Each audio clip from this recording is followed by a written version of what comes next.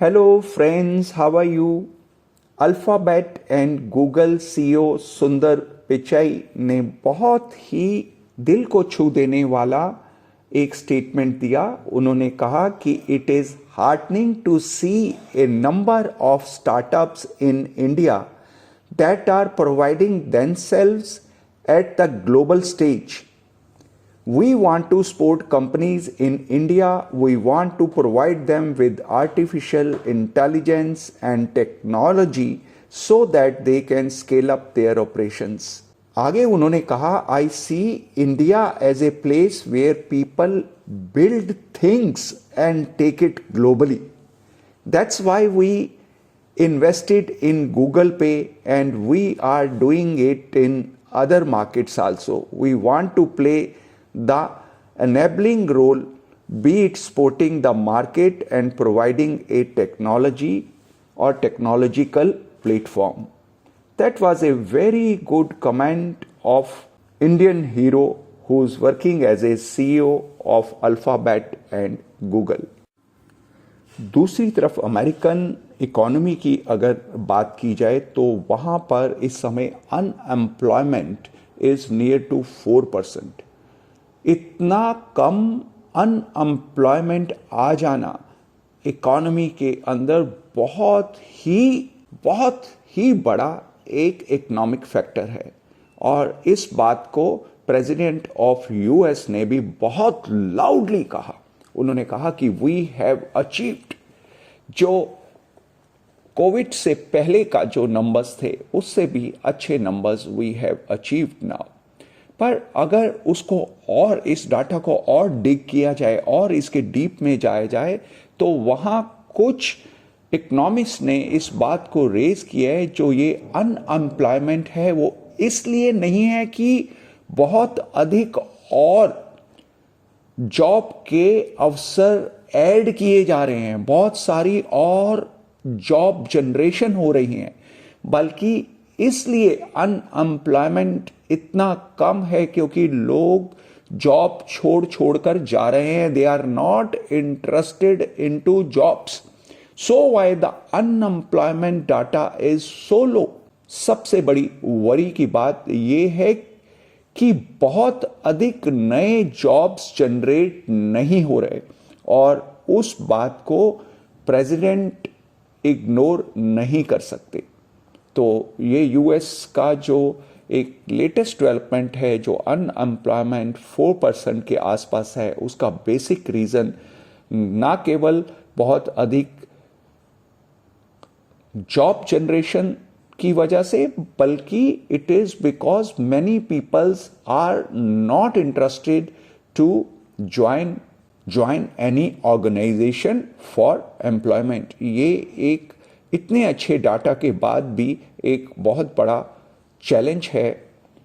American government इसको किस तरह से एड्रेस करेगी, दैट टाइम विल टेल.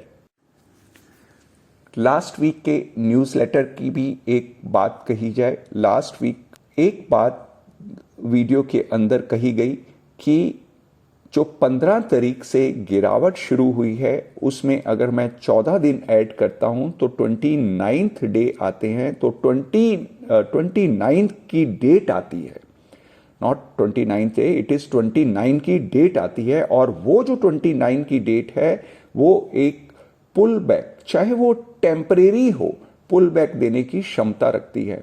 और जो एक बॉटम फॉर्म हुआ ऑन 29th को, वहां से जो पुल बैक आया that was a great pull back.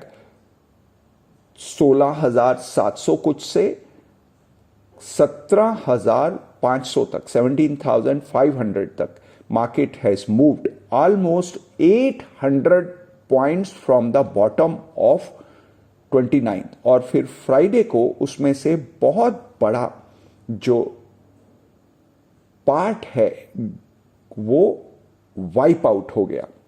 तो जो निफ्टी के लेवल्स दिए गए थे उसमें second resistance was 448, 17,448.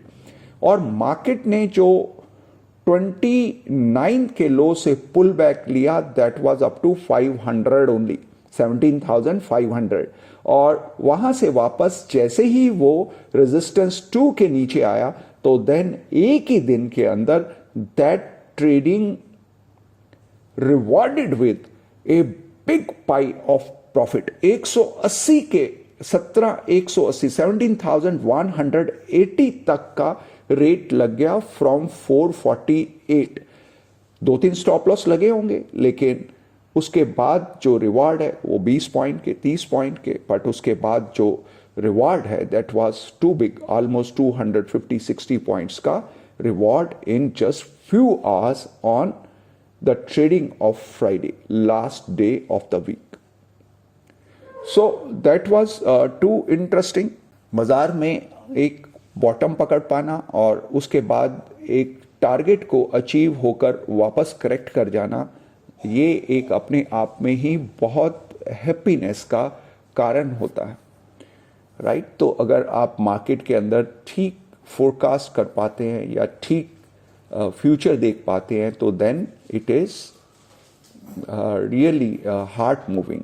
In 2-3 discussions के साथ I wind up this newsletter and with lots of love and blessings.